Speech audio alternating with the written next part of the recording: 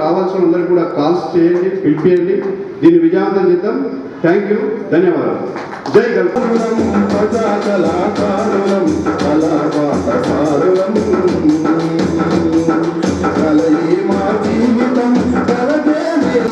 సూత్రంగా బతుకుతాం మేము కళాకారులం, కళాకారులం, కళాపాట సాగులం. ఆకలి కడుపులపై కండెరదరు వేస్తాము, ఆ ఎండిన డొక్కలపై కప్పులు మోగిస్తాము. కూటాలుగా అక్రమాలపై మాటలు కూటాలుగా పేలుస్తాం. మాడుగుల సరితో అవినీతి కోటకు చేస్తాం. మేము కళాకారులం, కళాకారులం, కళాపాట సారులం. కళయే మా జీవితం, కళకే అంకితం, కళనే మా జీవన సూత్రంగా బతుకుతాం. మేము కళాకారులం, కళాకారులం, కళాపాట సారులం.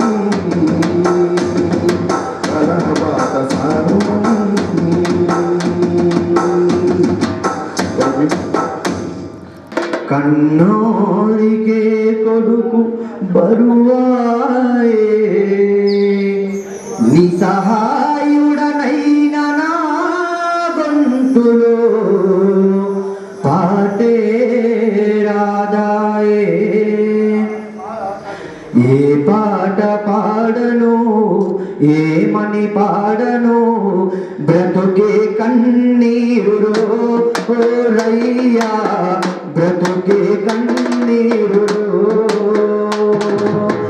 ఏ పాట పాడను, ఏమని పాడను, బ్రతుకే కన్నీరులో రయ్యా, బ్రతుకే కన్నీరులో. మగ బిడ్డనని నన్ను మెచ్చుకున్నారు, సాగు భూములం వేసి నన్ను చదివించారు. మగ బిడ్డనని నన్ను చదివించారు, సాగు భూములం వేసి నన్ను చదివించారు. డిగ్రీలు పుచ్చుకొని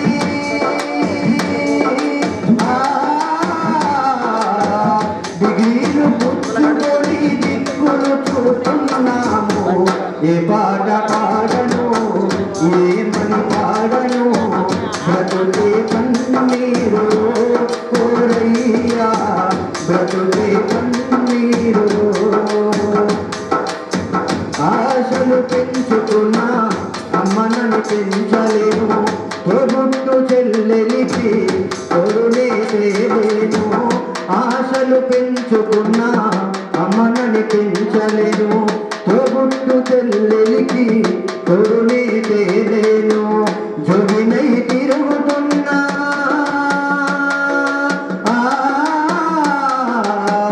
జోగినై తిరుగుతున్న నిరుద్యోగిని నేను.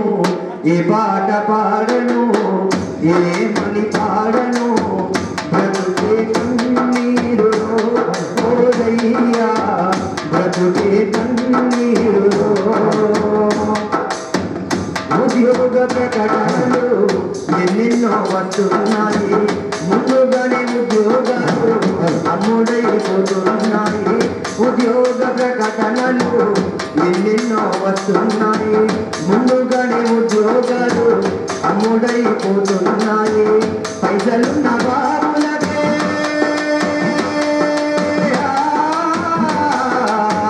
పైసలున్న బాబులకే ఫలితాలు వస్తున్నాయి.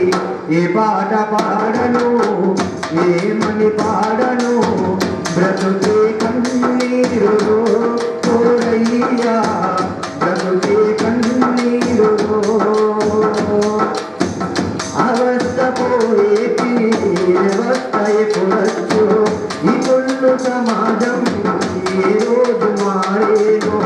అవస్థ పోయేటి వ్యవస్థ ఎప్పుడొచ్చు, ఈ కొల్లు సమాజం ఏ రోజు మారేనో.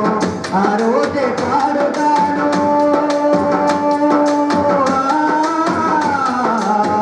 ఆ రోజే పాడుతాను నిండు మనసులో. పాడుతా ఆ పాటే పాడుతా నిన్ను మనసుతో పాడుతా నీ పాట నిన్ను మనసుతో పాడుతా నీ పాట నిన్ను మనసుతో పాడుతా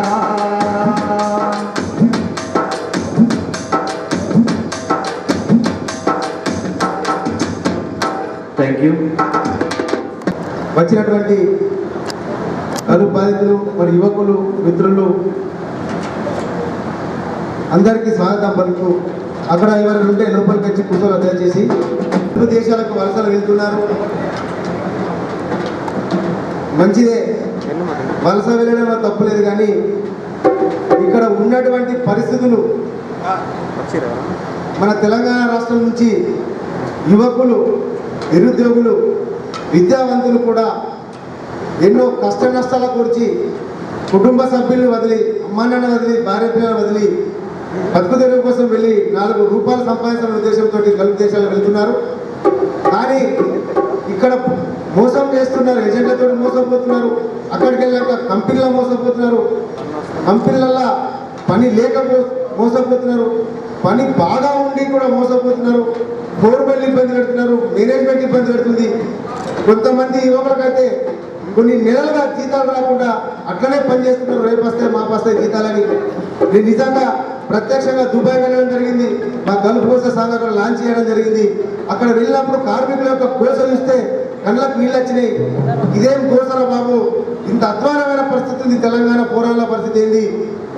అమ్మనా నిడిచి, భార్య పిల్లనిసి, అన్నదమ్ముల లెక్క చెల్లిసి వస్తే ఇక్కడ ఉన్నటువంటి పరిస్థితికి ఉందని చెప్పేసి అరే గోసపడుతూ కళ్ళ నీళ్ళు పెట్టుకున్నటువంటి యువకులు మాకు అక్కడ చాలా ఆశ్చర్యం అనిపించింది. ఇంతటి ఘోరమైన పరిస్థితిలో గల్ఫ్లో అని చెప్పి మా రాంపూర్ సాయి ఆధ్వర్యంలో మా సతీష్ గల్ఫ్ కోసం అనే వీడియో సాంగ్ కూడా లాంచ్ చేయడం జరిగింది.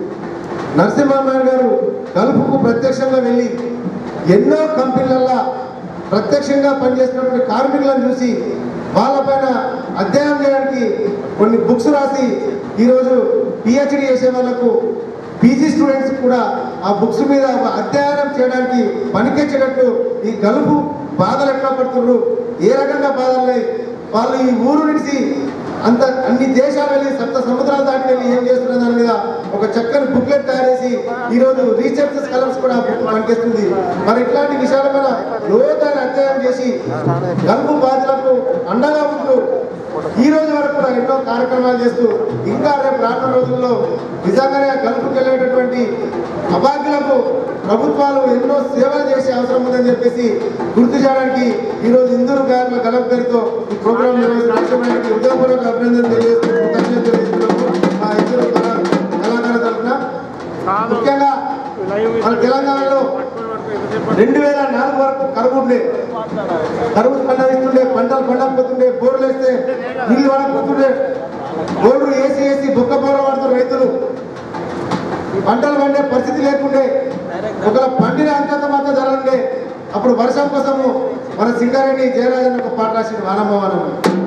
ఆ పాట విని మేము తెలంగాణ ప్రత్యేక రాష్ట్ర ఉద్యమంలో టీఆర్ఎస్ పార్టీ పుట్టక ముందు తెలంగాణ జనసమాచారంలో సుమారు 120 గ్రామాల్లో ప్రదర్శన చేసినప్పుడు ఈ వానమ్మ వానమ్మ పాట పాడితే ప్రజలలో కళ్ళ నీళ్ళు వచ్చినాయి.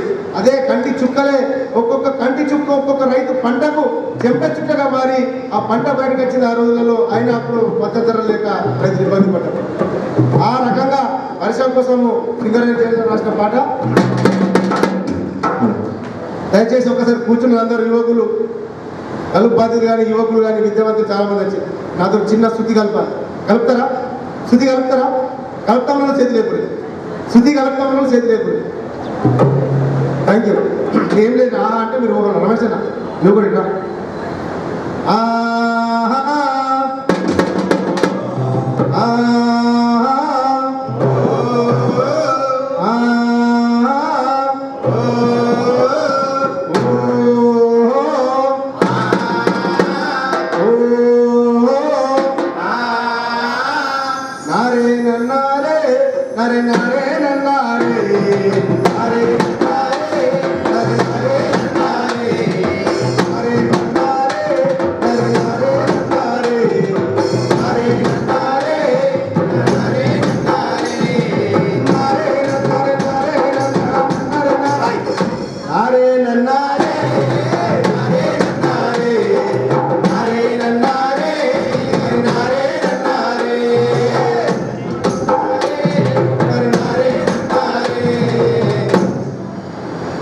వానమ్మ వానమ్మ వానమ్మ వానమ్మ వానమ్మ ఒక్కసారన్నా వచ్చిపోవే వానమ్మ ఒక్కసారన్నా వచ్చిపోవే వానమ్మ వానమ్మ వానమ్మ వానమ్మ ఒక్కసారన్నా వచ్చిపోవే వానమ్మ ఒక్కసారన్నా వచ్చిపోవే వానమ్మ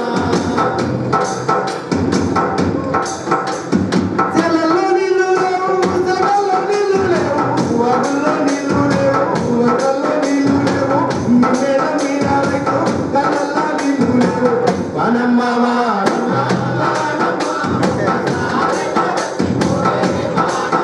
ఒక్కసారైనా వచ్చిపోవే వానమ్మ ఎరిగేటి మిల్ల సేను ఎదల్లో ఎండిపోయే సకాలి మొక్క పెడి ఎక్కి ఎడవాలంటే పరోసుకున్న పెట్టి వాళ్ళని ఉడిగిపోయే నిరోసుకున్న సేను నీలాడలేకపోయే వానమ్మ వానమ్మ వానమ్మ ఒక్కసారైనా వచ్చిపోవే వానమ్మ ఒక్కసారైనా వచ్చిపోవే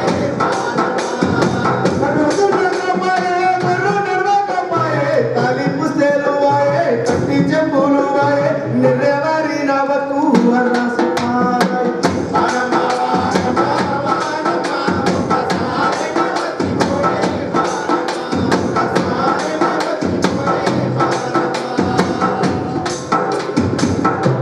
తెల్లని ఎలను నల్లని గనుపరే కరువట్టు పినులెల్ల గట్టి గరము లేక కడికోడి కంపులే వానమ్మ వానమ్మ వానమ్మ ఒక్కసారైనా వచ్చిపోవే వానమ్మ ఒక్కసారైనా వచ్చిపోవే వానమ్మ చెంగుల నీళ్ళు రచ్చే నల్లని మబ్బులేవి చెట్టు చెంగులు ఎగిరే చెట్లలో చేపలేవి తెల్లని కుంగబావ కళ్ళల్లో ఊసులేవి వానమ్మ వానమ్మ వానమ్మ ఒక్కసారైనా వచ్చిపోవే వానమ్మ ఒక్కసారైనా వచ్చిపోవే వానమ్మ ఒక్కసారైనా వచ్చిపోవే వానమ్మ.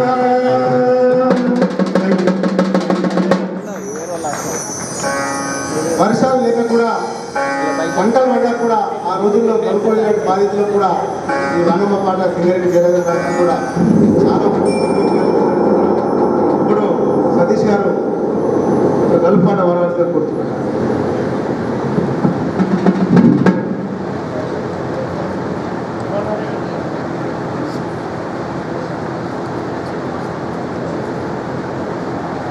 ముందుగా జగిత్యాల జిల్లా తాటిపల్లి సింగన్న గల్పు బాధితుల గురించి ఒకటి చక్కటి పాట రాసిండు. ఇప్పుడు ఆ పాట మీకోసం.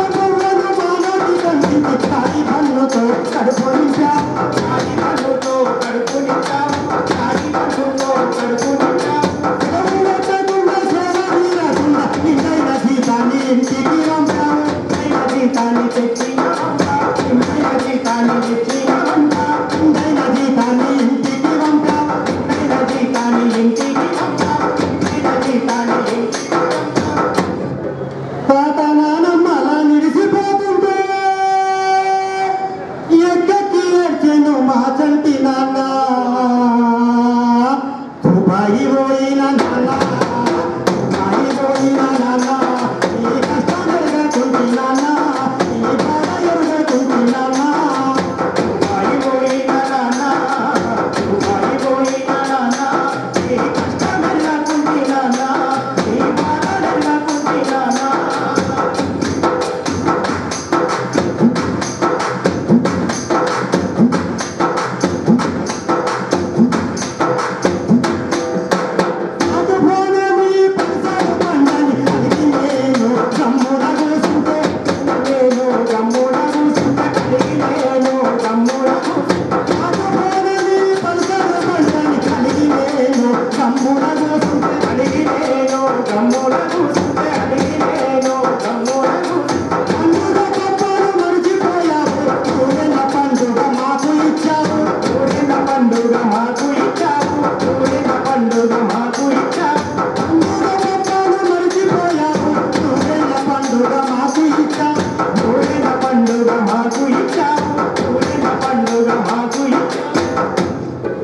ఎండిన బావోలే కన్నీరు విడిగించి అమృతాన్ని మాకు పంచావు దుబాయి పోయిన నాన్న దుబాయి పోయిన నాన్న ఈ కష్టం ఎరగకుంటి నాన్న ఈ బాధ ఎరగకుంటి నాన్న దుబాయి పోయిన నాన్న దుబాయి పోయిన నాన్న ఈ కష్టం ఎరగకుంటి నాన్న ఈ బాధ ఎరగకుంటి నాన్న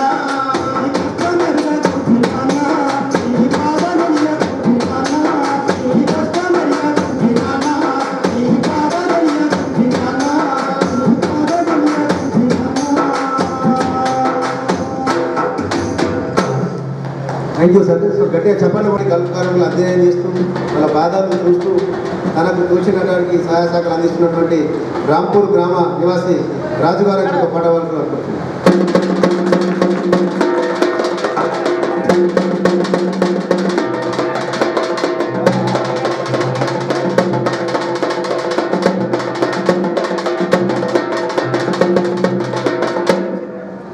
అందరికీ నా యొక్క కళాభివందనాలు.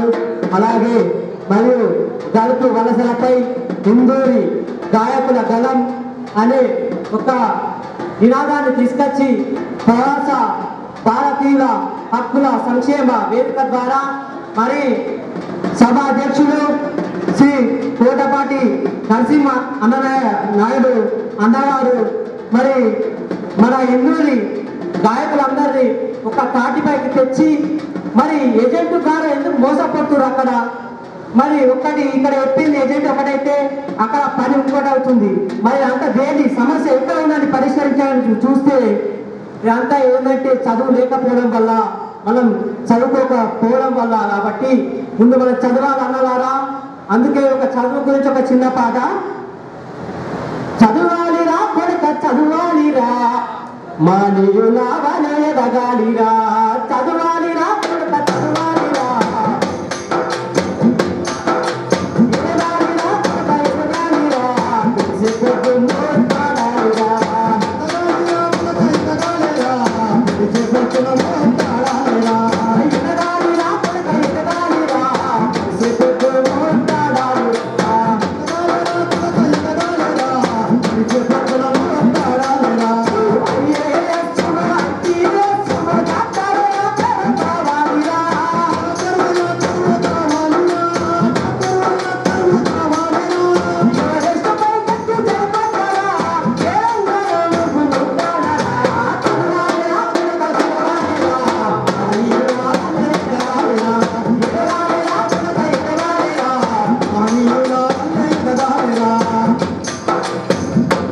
మరి అంతా చూస్తే చదువు లేకపోవడం వల్ల ఇదంతా ఇబ్బంది అవుతుంది. అందరూ చదువుకోవాలా. యువత ముందు కలుపు వైపుకు మొగ్గు చూపకుండా మరి చదువు అనేది ముందు ముఖ్యం. మరి అక్కడ మనం ఎలా బతుకున్నాం గల్ఫ్లో అంటే ఇది ఉరుకుల పరుగుల జీవితం తారం దిగిన గాలిపటం దిన దిన దండమే మన ప్రయాణం సుడిగుండం దాటిన ప్రవాహం కన్నా తల్లి నిర్చియాలు పిల్లల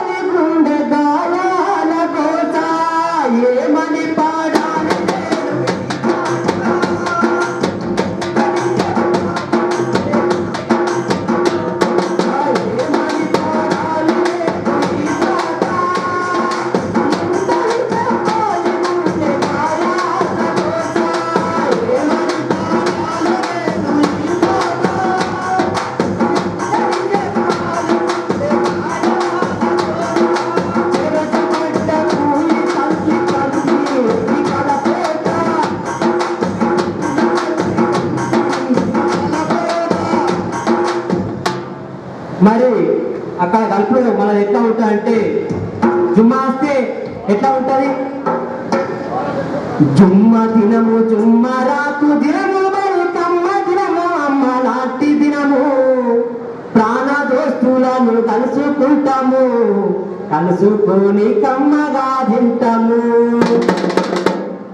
ఆగమాగములే ఉంటాము ఐసు గడ్డలా చికెను తింటాము బంగాళీ మార్కెట్ పోతాము బలి జోరుగా తిరుగస్తాము జుమ్మ దినము జుమ్మ రాకు దినము మరి కమ్మ దినము అమ్మ లాంటి దినము ప్రాణ దోస్తులను కలుసుకుంటాము కలుసుకొని కమ్మగా తింటాము భార్యతో పోలు మాట్లాడుతూ మరి బాధలన్నీ మర్చిపోతాము తల్లితో పోలు మాట్లాడి మరి ఆ తల్లిని మర్చిపోతాము అయ్య చెప్పిన మరి మాట విని మరి ధైర్యంనే నింపుకుంటాము కన్న తల్లిని సోపతోలని అందరినీ తెలిసి వచ్చినము జుమ్మ దినము జుమ్మ రాకు దినము మరి కమ్మ దినము అమ్మ లాంటి దినము ప్రాణదోషులను కలుసుకుంటాము కలుసుకొని కమ్మగా తింటాము పల్లె తల్లిని సోపతోలని పాడి పంటలని పసుపు సంపదని అందరినీ విడిసి వచ్చినము మరి పండుగలు పబ్బాలు మాకు లేవురయ్యా ఈ గడుపు జిందగే ముఖ్యమయ్యా మరి చూస్తుంటే ఈనాడు మనమందరం తప్పు లేక ఇదంతా ఏజెంట్ చేతిలో మోసపోయి అందరం ఇదంతా గురవుతున్నాం అందుకే ఒక చదువు గురించి మరొక చిన్న పాట ఇలాంటి మంచి వేదికను మరి ఇలాంటి సభను ఇలాంటి ఇచ్చినటువంటి శ్రీ కోటపాటి నరసింహన్న నాయుడు గారికి అందరికీ మరి అన్నకు నా యొక్క కళాభివందనాలు అలాగే మన రమేష్ అన్నకు ఇక్కడికి ఇచ్చేసినటువంటి దళిత సోదరులకు వలస జీవితం అందరికీ నా కళాభివందనాలు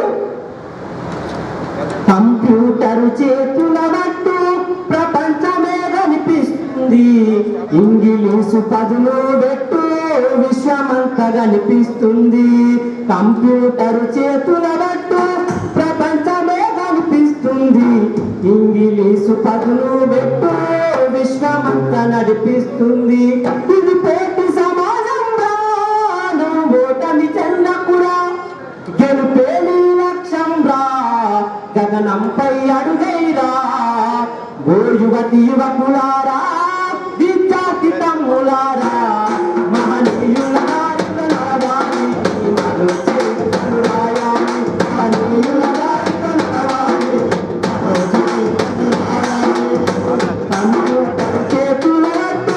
ప్రపంచమే కనిపిస్తుంది ఇంగ్లీషు పదులు పెట్టు విశ్వమంతా నడిపిస్తుంది ఇంగ్లీషు పదులు పెట్టు విశ్వమంతా నడిపిస్తుంది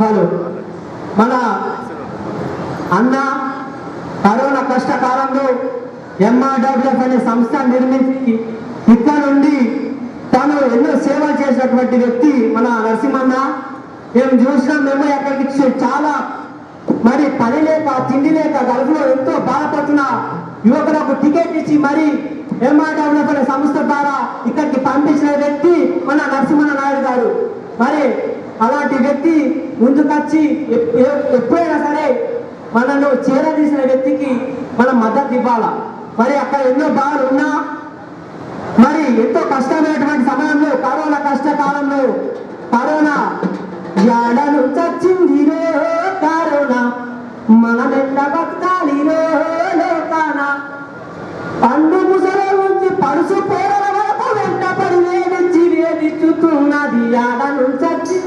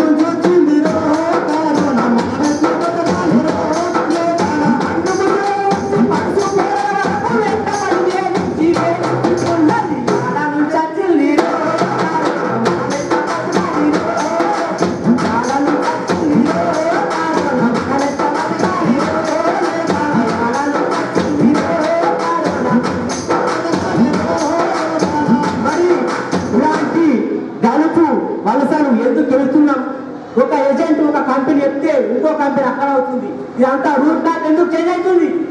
మన ఆలోచన మారాలా, మనం మారాలా, మన మైండ్ గేమ్ మారాలా. ఎందుకు డబ్బులు ఇన్ని పెట్టాలా? కంపెనీ అక్కడ ఎన్ని పైసలు చూసుకుంటుంది, ఇక్కడ ఏజెంట్కి ఇచ్చే ఎంత, మధ్యలో కమిషన్ బ్రోకర్ అనే ఎంత, మనకు వచ్చే ఎంత, మన పని చేసేది ఎంత, ఇదంతా చూస్తూ ఉంటే అన్నదారా తమ్ముడారా కంపెనీ తీసుకునే ఒక రూపాయి కూడా లేదు. మధ్యలో ధరలు 1,80,000, 2 లక్షలు యానం చేస్తాం. కూలీ నాలు వేసుకుంటూ కష్టపడి శ్రమపడి ఎంతో మనం పెంచి పెద్ద వేసి చదివించే స్తోమత లేక కలుపు పంపిస్తున్న మన తల్లిదండ్రుల కోసం మన కుటుంబం కోసం మనం వెళ్తా ఉంటే ఈ మధ్య కుక్కలు మనం మోసగిస్తున్నారు. ఈ ఏజెంట్ మోసకులని మరి మనం ఎలా చేయాలి? దీన్ని అన్ని దృష్టికి తెచ్చుకోవాలి, చదవాలి. ముందు చదవాలనేది బాగా ఇంపార్టెంట్. చదువుకోకపోతే ఇక్కడ కాదు బయట దేశాలన్నా మేము చూసినా, నేను రీసెంట్ గా వెకేషన్ వచ్చిన 1 మంత్ అవుతుంది వచ్చి మళ్ళీ సిద్ధంగా ఉన్నా. ఇక్కడ చూస్తే ఇక్కడ పరిస్థితులు మరి ఏం లేవు, ఉపాధి లేదు. ఇక్కడ ఉన్న అన్నదమ్ముళ్ళు మా కళాకారులకు ఉద్యోగాలు లేవు. మరి అందరూ కూడా ఎప్పటికెక్కడే కష్టాలు పడుతున్నారు. కాబట్టి పాట పాడుకుంటా పూటకెల్లా తీస్తూ బ్రతుకుతున్నా, ప్రజల కోసమే ప్రాణాన్నిస్తని ఒట్టు పెట్టుకున్నా. అందుకే అన్నలారా పాటలు నమ్మినాం. మరి అన్నం పెడుతున్నా గడపమ్మ ఎందుకు చిన్నపోయింది? మన కరోనా ఎంత ఇబ్బంది పెట్టింది. అలాంటి సమయంలో కూడా మరి అన్నగారు మన నరసింహ నాయుడు గారు ఎనుకుండి బ్రహ్మాడబ్ల్యూఎఫ్ అనే సంస్థ నిర్మించి మరి అక్కడ నుంచి అక్కడ సంస్థ ద్వారా మేము ఎక్కడ 10,000 పట్నాయి చెట్ల కింద పడుకుంటే మరి ఇక్కడికి ఇచ్చేటటువంటి ఇందూరు వెన్నుముకగా నిలిచినటువంటి గాయకులు శ్రీ రాంపూర్ సాయి గారు, అలాగే సాయి రమణ గారు, మరి కాంతి గారికి, అలాగే నేలరాలుతున్న గడపన్నలా చూస్తే గుండె రగులు పోతా ఉందో, నేడు కంటని తాడు పేలాడుతుందో, ఇంత ఘోరం ఎందుకు జరుగుతుందో, పోయేలేటి పాలకులారా మీరు ఎందుకు స్పందిస్తలేరు?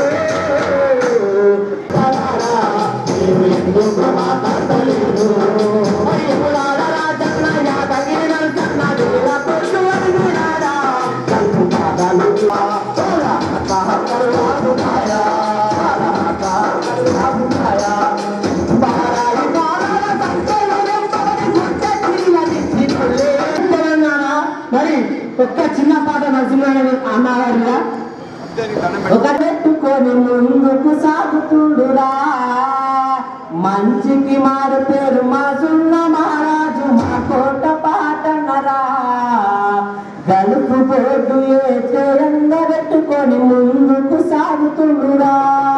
మరి ఈ వేదికని నాకు ఇంతటి చక్కటి అవకాశం ఇచ్చినటువంటి అందరికి కూడా నా కళాభివందనాలు. మరి జన్మనిచ్చిన తల్లిదండ్రులారా అందుకోండి పాదాభివందనాలు,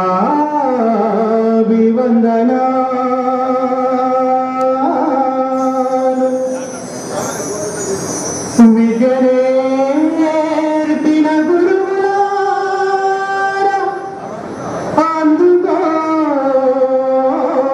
అందుకోండి పాదాభివందనాలు.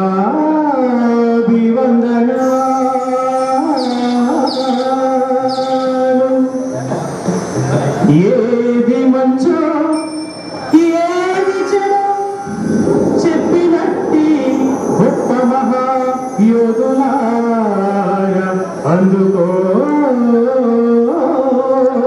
అందుకోండి పాదాభివందనాలు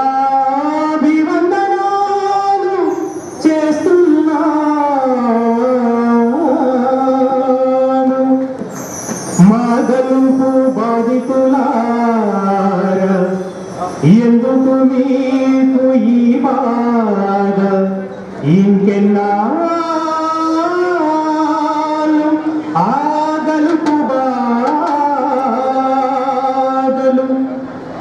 ఉన్న ఊరు కన్న తల్లిదండ్రులని వెళ్ళేటి మీరు గలుపు దేశాలలో పడరాని పాటు పడుతూ తిండి లేక నిద్ర లేక హాని కడుపుతో కష్టపడే మీ అందరికీ నా కళా బంతిని నేను వేడుకుంటున్నాను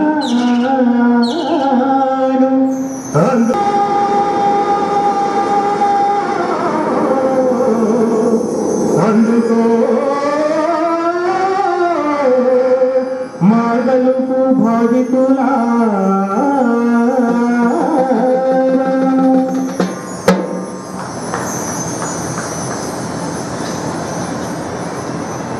జాగోరే జాగోరే జనమంతా జాగోరే మన బతుకుల్లో మార్పు కోసమై పనిలాగా బాగోరే జాగోరే మన బతుకుల్లో మార్పు కోసమై పనిలాగా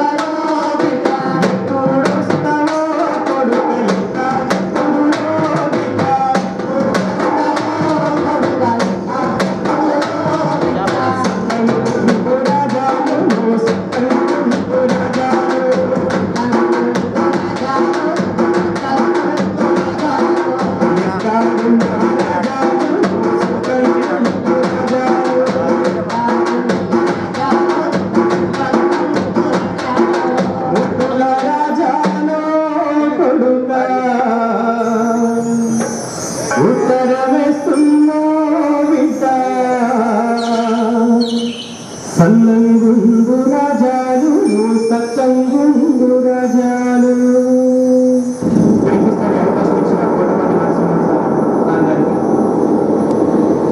మనకి విచ్చేసిన ఈనాటి మన ముఖ్య అతిథి, గల్ఫ్ కార్మికుల సమస్యలు ఏమున్నా సార్ దగ్గరికి వెళ్తే వెంటనే స్పందించి మరి వెన్నుదన్నుగా ఉంటూ 100% న్యాయం చేస్తూ ఈ సంక్షేమ సంఘానికి బాసటగా నిలుస్తున్న గౌరవనీయులు ఈనాటి మా ముఖ్య అతిథి శ్రీ రఘు సార్ గారు, ఏసీపీ ఆర్మూర్ వారిని మీ అందరి చప్పట్లతో వేదికపైకి సగౌరవంగా స్వాగతిస్తున్నాము. Please welcome sir.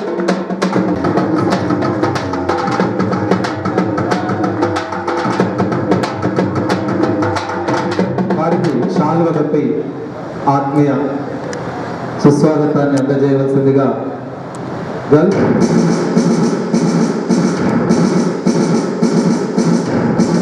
భారతీయుల సంక్షేమ వేదిక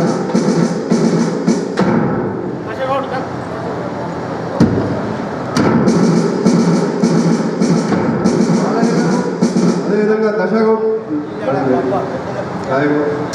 ఇబ్రాహిం, నిజాంబాద్, శివ, గల్ఫ్ మండల నాయకులు ఎవరన్నా పైకి రావచ్చు. వ్యవస్థాపక అధ్యక్షులు శ్రీ కోటపాటి నరసింహానాయుడు గారు, అలాగే దుబాయ్ షార్జా అధ్యక్షులు శ్రీ రమేష్ గారు వారికి శాల్వతో ఆత్మ సత్కారాన్ని అందిస్తారు. దయచేసి స్వీకరించవలసిందిగా కోరుతూ,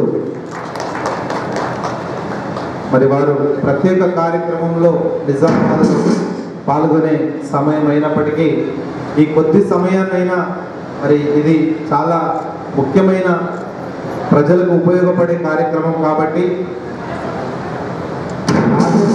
వారు ప్రత్యేకంగా తెలియజేస్తున్నాము. దయచేసి ఇంకా బయట ఎవరైనా ఉంటే కూడా దయచేసి అందరు లోపల రావాలా. ఈ సభా కార్యక్రమం అనేది మరి కొంత మనం ఏ ఏజెంట్ మోసం చేసినా లేకపోతే అక్కడ ఎవరైనా ఇబ్బంది పడ్డా, అక్కడి నుంచి ఏదైనా ప్రాబ్లమ్స్ ఉన్నా, లేకపోతే ఇక్కడ ఉన్న వాళ్ళకైనా ఆదుకునేది, స్పందించేది మొట్టమొదటిగా పోలీస్ డిపార్ట్మెంటే. కాబట్టి మరి మన సబ్ డివిజన్ బాస్ ఈరోజు రఘు గారు ఇక్కడికి రావడం సంతోషకరం. మనందరికీ కూడా దానికి సంబంధించినటువంటి కొంత అవగాహన కల్పించడానికి మా విన్నపాన్ని మన్నించి విచ్చేసినందుకు ధన్యవాదాలు తెలియజేస్తూ, మరి నిజామాబాద్లో మీటింగ్ ఉంది కాబట్టి మరి కొద్దిసేపు మనం ఈ కార్యక్రమం జరిగిన తర్వాత మళ్ళా మన జిల్లాకు సంబంధించినటువంటి ఇంకా మహామహులైనటువంటి గాయకులందరూ వచ్చిన్నారు. వాళ్ళందరి పాటలు కూడా విన్న తర్వాత లంచ్ ఉంటుంది. కాబట్టి అక్కడ ఇంకా బయట నిలబడడం లోపలికి రావాలి. దయచేసి వలసలకు నిలయాలుగా మరి కొనసాగుతూనే ఉన్నాయి. చాలామంది చెప్తున్నది ఏంటంటే ఈ ఉత్తర తెలంగాణ జిల్లాలలో మరి సస్యశ్యామలం ఉంది, నీళ్లున్నాయి, శ్రీరామ్ సాగర్ ప్రాజెక్ట్ ఉంది, లేకపోతే మిగతా అభివృద్ధి చెందిన ప్రాంతం నుంచి ఎందుకు వెళ్తున్నారు? అటువైపు నల్లగొండ కావచ్చు, మహబూబ్నగర్ కావచ్చు, మిగతా చోట్ల నుంచి ఈ వలసలు ఎందుకు జరుగుతలేవు అనేటువంటి సంశయం చాలా మందిలో ఉంది. మేము గత 15 సంవత్సరాలుగా ఈ సమస్య మీద పోరాటం చేస్తూ క్రమంలో ఇంకా 3వ తరం కూడా ఇప్పుడు వలసలు వెళ్ళాల్సినటువంటి అవసరం ఏమొచ్చిందనేటువంటి ప్రశ్న సర్వదా వినిపిస్తూ ఉంది. అయితే 1970లో ప్రారంభమైనటువంటి ఈ వలసలు ఆ రోజు ఉన్నటువంటి పరిస్థితులను బట్టి, ఆ రోజు ఉన్నటువంటి మరి ఈ ఇప్పుడున్నటువంటి నీటి సాగు లేకపోతే మిగతా అన్ని వసతులు లేని పరిస్థితుల్లో ఆ రోజు వలసలు కొనసాగినాయి.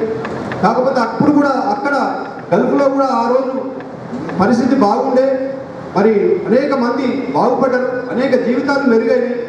ఇక్కడ సమాజంలో కూడా వాళ్ళకు గౌరవం లభించింది. ఆ విధంగా కొనసాగినాయి. 2వ తరం కూడా వెళ్ళారు, వాళ్ళు అంతో ఇంతో సంపాదించుకున్నారు. కానీ ఇప్పుడు 3వ తరం, ఇప్పుడు ఇటీవల ఈ 10-15 సంవత్సరాలుగా వెళ్తున్న వాళ్ళు మాత్రం అనేక మంది కష్టాలే ఉన్నాయి సార్. ఇక్కడ ఏజెంట్లు ఒకటి చెప్తున్నారు, అడిగి పోయినాక ఒకటి ఉంటుంది. అక్కడ కంపెనీలు పని చేయించుకుంటున్నాయి, జీతాలు ఇస్తలేవు, సరైన వసతులు ఉండవు. మరి ఏదైనా ప్రమాదాలు జరిగినా కూడా మరి దాన్ని పట్టించుకునే నాదులు లేరు. ఇక్కడ కూడా మరి కేంద్ర ప్రభుత్వం నుంచి ఒక ఎంబసీ ఉన్నప్పటికీ కూడా అక్కడ ఉన్నటువంటి లక్షలాది మందిని మరి చూసే పరిస్థితి లేదు, పట్టించుకునే పరిస్థితి లేదు. కాబట్టే ఈ యొక్క ఇప్పుడు వెళ్తున్న వాళ్ళందరినీ కూడా మరీ ఇప్పుడు ఈ సంవత్సర కాలంలో కరోనా కారణంగా అనేక కంపెనీలు దివాలా తీసి అక్కడ నష్టపోయి వాళ్ళే పరేషాన్లో ఉన్నారు. కానీ ఇప్పటికీ ఇంకా వలసలు కొనసాగుతూనే ఉన్నాయి. కాబట్టి ఇది ఎక్కడో దగ్గర ఫుల్ స్టాప్ పడాలి. గౌరవ ముఖ్యమంత్రి గారు ఇచ్చిన పిలుపు మేరకు హైదరాబాద్లోనే అనేక అవకాశాలు ఉన్నాయి, మన చుట్టుపక్కలనే అవకాశాలు ఉన్నాయి. దానికి సంబంధించినటువంటి న్యాక్ ద్వారా శిక్షణ పొంది ఇక్కడే ఉద్యోగాలు కల్పిద్దాం, అక్కడ బాగా పరిస్థితి లేని వాళ్ళందరినీ కూడా తీసుకొద్దామనేటువంటి వారు సంకల్పం చేపట్టారు. నేను ప్రస్తుతము ఏదైతే కొనసాగుతున్నటువంటి వలసలని కొంత ఆపాల్సినటువంటి అవసరం ఉంది. వెళ్ళే వాళ్ళు కూడా 1-2 సార్లు ఆలోచించుకొని అక్కడ మంచి మరి కంపెనీ ఉండి, మెరుగైన మరి జీతం ఉండి, మంచిగా ఉంటే వెళ్ళాలి, లేకుంటే వెళ్ళొద్దని సలహా ఇవ్వాలనే ఉద్దేశము. అదేవిధంగా ఇప్పుడు ఎవరైతే అక్కడ కంపెనీలలో ఉండి జీతాలు రాక అనేక మంది ఆత్మహత్యలు చేసుకుంటున్నారు కాబట్టి అవి ఆపాలనేటువంటి ఉద్దేశము. వాళ్ళ ధైర్యం నింపాలి, తిరిగి రండి, ఇక్కడికి వచ్చిన తర్వాత మనకు మన ప్రభుత్వాలు ఆదుకుంటాయి, ఆదుకునే విధంగా మనం అందరం కూడా కృషి చేద్దాం, కొట్లాడదాం అవసరమైతే అని చెప్పేసి వాళ్ళకు ఒక మనోధైర్యాన్ని నింపాలనేటువంటి ఉద్దేశంతో కళాకారులతో పాటల ద్వారా ఈరోజు వాళ్ళందరికీ కూడా చేరే విధంగా సుమారుగా 10 లక్షల మంది ఇలా చూస్తున్నటువంటి ఈ లైవ్ కార్యక్రమానికి వచ్చినటువంటి కళాకారులందరికీ కూడా నేను శిరస్సు వంచి నమస్కరిస్తున్నా. వచ్చినటువంటి యువకులందరికీ కూడా, ఎందుకంటే వాళ్ళు నిస్వార్థంగా వాళ్ళు కళ ప్రజల కోసం అనేది ఈరోజు ఇక్కడికి రావడం ద్వారా వాళ్ళు నిరూపించుకుంటున్నారని చెప్పి నేను తెలియజేస్తున్నా. కాబట్టి దాన్ని సద్వినియోగం చేసుకొని ఎవరైతే ఇంకా అక్కడ ఇబ్బందుల్లో ఉన్నారో వాళ్ళందరూ కూడా మరి మా దృష్టికి, ప్రభుత్వ దృష్టికి ఇంకా అనేక మంది ప్రజాప్రతినిధులు ఉన్నారు, మీరు మా దృష్టికి తీసుకురండి, క్షేమంగా మన ఇంటికి వద్దాం, అక్కడ బాగా ఉంటే పని చేద్దాం, సంపాదించుకుందాం అనేది బట్టి ఒక సందేశం ఇవ్వాలనే ఉద్దేశంతో చేపట్టాం. ధన్యవాదాలు. మీ అందరికీ కూడా ఇక్కడ వచ్చిన వాళ్ళు కూడా దయచేసి మీ ఫేస్బుక్లో లైవ్ పెట్టండి. అదేవిధంగా మరి సార్ను మరి ఎవరైతే రఘు గారిని మనల్ని ఉద్దేశించి మాట్లాడేసిన కొరకు దీనికి ఎక్కువ సమయం తీసుకోకుండా ఈనాటి కార్యక్రమం యొక్క ముఖ్య ఉద్దేశం మీ అందరికీ కూడా తెలియజేయడం జరిగింది. జై తెలంగాణ, జై కల్పన. Thank you. ప్రవాస భారతీయ హక్కుల సంక్షేమ వేదిక ఆధ్వర్యంలో ఏర్పాటు చేసినటువంటి వలసలపై ఇందూరు కళాకారుల కళమని ఏర్పాటు చేసినటువంటి ప్రోగ్రాంకి ముఖ్యంగా నిర్వాహకులు నరసింహనాయుడు గారు మరియు ఇతర నిర్వాహక బృందం, ఇక్కడికి వచ్చేసినటువంటి గాయకులు, కళాకారులు, అదే పోలీసు బృందం, కవులు, వివిధ గ్రామాల నుంచి చేసినటువంటి ప్రజలు అందరికీ నా యొక్క నమస్కారాలు. నేను ఆర్మూర్కి వచ్చినప్పుడు ఆర్మూర్ నుండి ఎక్కువ మంది వలసలు పోతారు అని అనుకుంటే అదే ఎందుకు అనేది ఫస్ట్ అర్థం కాలేదు. ఇక్కడికి వచ్చాను. ఇక్కడికి వచ్చిన తర్వాత ఈ డివిజన్లో చూస్తే వలసలు పోవాల్సినంత అవసరం కనపడలేదు అసలు వాస్తవంగా. ఎందుకంటే ఎక్కడ చూసినా పచ్చగా పొలాలు అన్నీ ఉన్నాయి, ఆంధ్ర ఏరియా కనిపిస్తుంది. అసలు ఎందుకు పోతున్నారు అనేది ఆలోచిస్తే నిన్న కూడా నేను నరసింహనాయుడు గారితో మాట్లాడిన, అసలు ఎందుకు వెళ్తున్నారండి, వేరే దగ్గర నుండి వెళ్ళాలి, మన దగ్గర నుండి ఎందుకు వెళ్తున్నారు అనే దాని విషయంలో.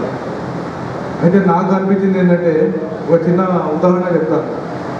ఏంటంటే మా ఏరియాలో అంటే మా నల్గొండ జిల్లాలో, నేను సూర్యాపేట జిల్లాలో, అక్కడ సిస్టమ్ ఏంటిదంటే ఇంటర్మీడియట్ చేయాలి, డిగ్రీ చేయాలి, డిగ్రీ తర్వాత పోస్ట్ గ్రాడ్యుయేషన్ కోసం ఉస్మానియా యూనివర్సిటీలో జాయిన్ కావాలి.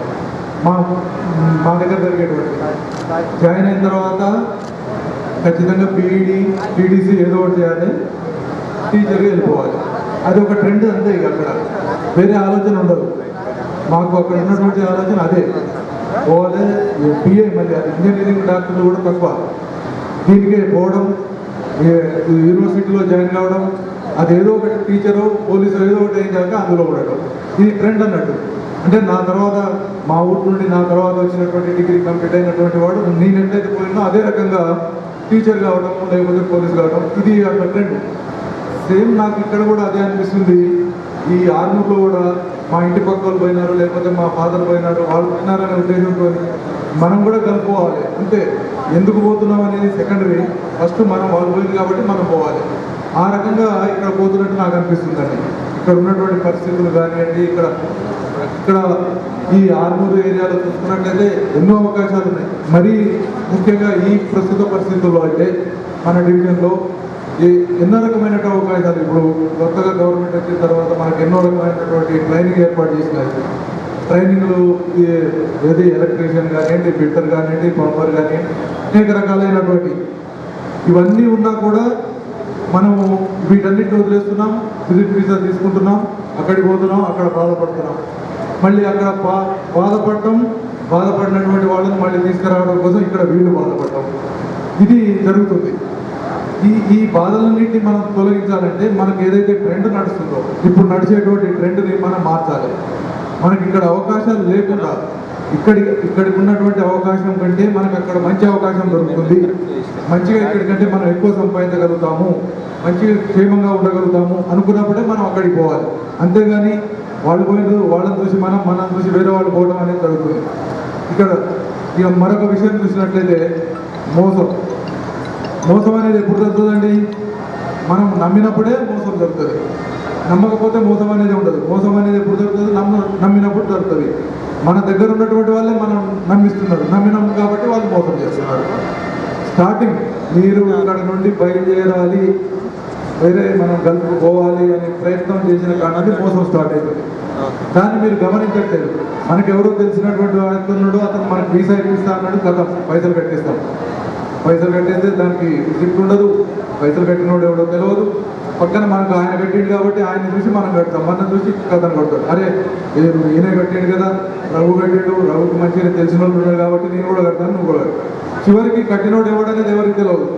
అటువంటి కేసులు నేను సంవత్సరంలో చాలా కేసులు అండి, నెలకు 1-2 కేసులు ఖచ్చితంగా నా దృష్టికి వస్తున్నాయి. మనం కొంతవరకు న్యాయం చేయగలుగుతున్నాం, మొత్తానికి కూడా న్యాయం చేయట్లేదు. నేను వాస్తవంగా చెప్తున్నాను. దానికి కారణం ఏంటంటే మన దగ్గర ఏ ఆధారాలు ఉండట్లేవు. మనం వస్తున్నాం, వీసా పైసలు కట్టేస్తున్నాం, పైసలు కట్టిన దానికి రిసిప్ట్ ఉండట్లేదు, రిసిప్ట్ ఉండదు. మనం క్యాండిడేట్ దొరకడు. మెయిన్ కొంతమంది చెన్నైలో కట్టొచ్చినారు, కొంతమంది పూణేలో కట్టొచ్చినారు, నాగ్పూర్లో కట్టొచ్చినారు. ఇట్లా ఎన్నో రకాలుగా మన లోకల్లో కూడా జరిగింది. లోకల్లో ఉన్నటువంటి క్యాండిడేట్స్ కూడా కడుతున్నారు. వాళ్ళు చివరికి ఏముంది, వాళ్ళ దగ్గరనే పైసలు ఉండవు. మనకి ఇవ్వాలంటే మన దగ్గర మనం ఏమన్నా లీగల్ యాక్షన్ తీసుకుందామంటే మన దగ్గర ఎటువంటి ఆధారాలు ఉండవు. అంటే మీరు పోదామనే ఆలోచన ఎప్పుడైతే వచ్చిందో అప్పటి నుండే మోసం అనేది స్టార్ట్ అవుతుంది. అది గమనించట్లేరు మీరు. నా ఉద్దేశం ఏంటిదంటే ఫస్ట్ పోయేటందుకు ప్రయత్నాలు తగ్గించండి. మనము అధికారికంగా పోవాలంటే రికగ్నైజ్డ్ ఉన్నటువంటి వీసా వాళ్ళ దగ్గర నుండి మనం ఏజెంట్స్ దగ్గర నుండి వీసా తీసుకునే ప్రయత్నం చేయాలి. అది రికగ్నైజ్ ఉండదు, రిజిస్ట్రేషన్ ఉండదు, ఏముండదు. ఆయన పోయి పైసలు కడతాం, ఆయన ఏదో మనకు వీసా ఇస్తా అంటాడు, మనం పోతాం. ఈ మధ్యకాలంలో ఈ ఒక 2-3 నెలల్లో నేను ఒక 10 కేసులు చేశాం. ఏది? దొంగ వీసా, దొంగ పాస్పోర్ట్, దొంగ ఆధార్ కార్డు. ఈ దొంగ వీసాలు, దొంగ పాస్పోర్ట్లు, దొంగ ఆధార్ కార్డు తీసుకొని పోయి మనం అక్కడ ఏం చేయాలండి? ఎన్ని రోజులు చేయాలి? ఇగో నేను ఈ మధ్యకాలంలో మన కరోనా వచ్చిన తర్వాత చూస్తున్నా. కరోనాలో మొత్తం రాష్ట్రము, దేశము, ప్రపంచవ్యాప్తంగా కూడా మనము ఆర్థికంగా కొంత వెనుకబడిపోవాల్సిన పరిస్థితి అయిపోయింది. అదేవిధంగా గల్ఫ్ కంట్రీస్ కూడా కరోనాకు ఎవరు కూడా అతీతం కాదు. గల్ఫ్ కంట్రీస్లో కూడా ఉన్నటువంటి కంపెనీలు, తర్వాత అక్కడ ఉన్నటువంటి ఇండస్ట్రీస్ కూడా కొన్ని మూతపడ్డాయి. అక్కడ పనిచేసేటటువంటి మన దగ్గర నుండి పోయినటువంటి కార్మికులు ఎంతోమంది రోడ్డును పడ్డటువంటి వాళ్ళు ఉన్నారు. ఎటువంటి చివరికి వాళ్ళ ఫ్రెండ్స్తో ఇక్కడికి రావాలంటే రాలేని పరిస్థితి, అక్కడ ఉండాలంటే అక్కడ ఎటువంటి ఉపాధి లభించినటువంటి పరిస్థితి. అంటే ఇటువంటి పరిస్థితుల్లో మనం పోయి అక్కడ ఉండాలన్నా, మనం ఇక్కడ సాధించుకోలేమా, మనం ఇక్కడ ఉన్నటువంటి దాంట్లో మనం సంపాదించుకోలేమా అనేది ఒకటి. ఒకవేళ మనం ఇక్కడికంటే ఎక్కువ సంపాదించగలుగుతాం అనుకున్నప్పుడు మాత్రం ఖచ్చితంగా మనం నమ్మకస్తులైనటువంటి రిజిస్టర్డ్, రికగ్నైజ్డ్ వాళ్ళ దగ్గరనే వీసా తీసుకోవాలి. అది కూడా విజిట్ వీసా మీద పోవడం, అక్కడ పోయి ఉద్యోగం చేయడం, అక్కడ రోడ్ల మీద పండుకోవడం. ఎందుకంటే మనకి ఇక్కడ ఇల్లు లేదా, మంచి ఇల్లు ఉన్నది, మంచిగా ఉన్నాము. ఇటువంటి పరిస్థితుల్లో మనం పోయి అక్కడ రోడ్ల మీద పండుకోవాల్సిన పరిస్థితి ఎందుకండి? అటువంటి పరిస్థితి తీసుకొచ్చుకోవడం ఎందుకు? మీరేమో అక్కడ ఉంటారు, రోడ్ల మీద పండుకొని అక్కడ నుండి మనకు ఫోటోలు వస్తూ ఉంటాయి. ఇక్కడ చూస్తే ఇంట్లో ఉన్నటువంటి వాళ్ళ పరిస్థితి ఎట్లా ఉంటుందండి? వాళ్ళు ఇక్కడ క్షేమంగా ఉండగలుగుతారా మీరు అట్లా ఉన్నప్పుడు అక్కడ? కాబట్టి నేను చెప్పేదలుచుకున్నది ఒకటే, ఫస్ట్ పోవడానికి డిస్కరేజ్ చేయడం. ఒకవేళ పోదలుచుకున్నట్లయితే ఖచ్చితమైనటువంటి వీసా తీసుకొని పోవాలి. 2, వీసా తీసుకునేటప్పుడు కూడా రికగ్నైజ్డ్, రిజిస్టర్డ్ వాళ్ళ దగ్గరనే మనం వీసా కోసం ప్రయత్నం చేయాలి. కానీ ఎవరో నాకు నమ్మకం ఉన్నది, ఆయన ఇప్పిస్తా అన్నాడు, ఈయన ఇప్పిస్తా అన్నాడు అని చెప్పేసి ఈ మధ్యకాలంలో నేను చెప్పాను కదండి, దొంగ ఆధార్ కార్డు, దొంగ పాస్పోర్టు, దొంగ ఆధార్ కార్డు తీసుకోవాలి, నీ పేరు మార్చాలి, ఆధార్ కార్డు ఆయన పోతాడు, ఏదో ఒకటి టీటీపీలో మార్పిచ్చేస్తాడు, ఆడిపోతాడు. పోగానే పాస్పోర్ట్ ఆఫీసులో పట్టుకుంటున్నారు. ఇట్లా మాకు వస్తూ ఉన్నాయి. మేము ఎన్నో కేసులు చేసాం. ఇప్పుడు ఇక్కడ నేను వచ్చిన తర్వాత ఒక 15-20 కేసులు మన డివిజన్లో చేశాను. ఆధార్ కార్డు మార్పించినారు అని. ఆధార్ కార్డు ఇక్కడ చూస్తే ఫోటో వేరే ఉంటుంది, పేరు ఉంటుంది, వేరే రకంగా ఉంటుంది. అంటే అక్కడికి పోవడం కోసం మనం ఇక్కడ నుండే మీకు తెలుసా, మీకు తెలియక, నాకు తెలిసైతే చాలామంది తెలియక చేస్తున్నారు ఈ విషయం. నీకు వీసా నాకు రాలేదు, నీకు ఎందుకురా, నేను ఇప్పిస్తా కదా, నీకు ఎందుకు అక్కడ రాలేదా, నేను ఇప్పిస్తాను, నాకు ఈ పైసలు 20,000, 50,000, 70,000 కదా మనం ఇస్తాను అని చెప్పేసి మనం ఇప్పిస్తాం. దాంట్లో ఏంటిది, వాడు చిన్న పేరు మార్చడమో లేకపోతే వేరే రకంగా ఏదో రకంగా చేంజ్ చేసేసి మనకున్నటువంటి ఆధార్ కార్డుని చేంజ్ చేస్తాడు, తర్వాత మనకున్నటువంటి ఫోటో ఐడెంటిటీ కార్డుని, ఓటర్ కార్డుని మార్చేస్తాడు, మన ఫ్యామిలీని మార్చేస్తాడు, మార్చేసి పెట్టేస్తాడు, మనకు అక్కడికి పంపించడం వాడి పని. పంపించిన తర్వాత మనం అక్కడ బాధలు పడాలి. మనకు అక్కడ ఉద్యోగం ఉండదు. ఒకవేళ పోయినటువంటి ఉద్యోగం. ఇంకో విషయం ఏంటి, ఇక మన దగ్గర నుంచి చాలా మంది మగవాళ్ళు వెళ్తున్నారు. ఇక ఆడవాళ్ళ పరిస్థితి ఇంకా ఘోరంగా ఉన్నది. ఇక్కడ చెప్పి పంపించే పని ఒకటి, ఆడికి పోయిన తర్వాత చేయాల్సిన పని వేరే రకమైనటువంటి. వాళ్ళు ఇక్కడికి రాలేక, అక్కడ ఉండలేక ఎన్ని రకాలైనటువంటి ఇబ్బంది పడుతున్నారో మనందరం వింటూనే ఉన్నాం, చూస్తూనే ఉన్నాం. నాకు విజ్ఞప్తి ఏంటంటే, మనందరికీ ఇక్కడ ఉన్నటువంటి వాళ్ళు ఎవరైతే పోవాలనుకుంటున్నారో ఇది ఒక ట్రెండ్ లాగా పెట్టుకోవద్దు. ఏదో మనము గల్ఫ్ కంట్రీస్కి పోవాలి, గల్ఫ్ కంట్రీస్లో పోయి అక్కడ మనం ఏదో ఇజ్రాయెల్లోనూ అక్కడ ఏదో సంపాదించాలి. ఓకే, మీరు సంపాదించాలనుకుంటే ఏదో ఒక వర్క్ వీసా మీద వెళ్ళండి, ఏదైనా పని మీద వెళ్ళండి. విజిట్ వీసా మీద పోవడం, అక్కడ మనకు ఉద్యోగం రాకపోవడం. ఇప్పుడు ఇందాక నాయుడు గారు చెప్పినట్టుగా NACలో ఎన్నో రకాలైనటువంటి మనకు ట్రైనింగ్లు ఇస్తున్నారు.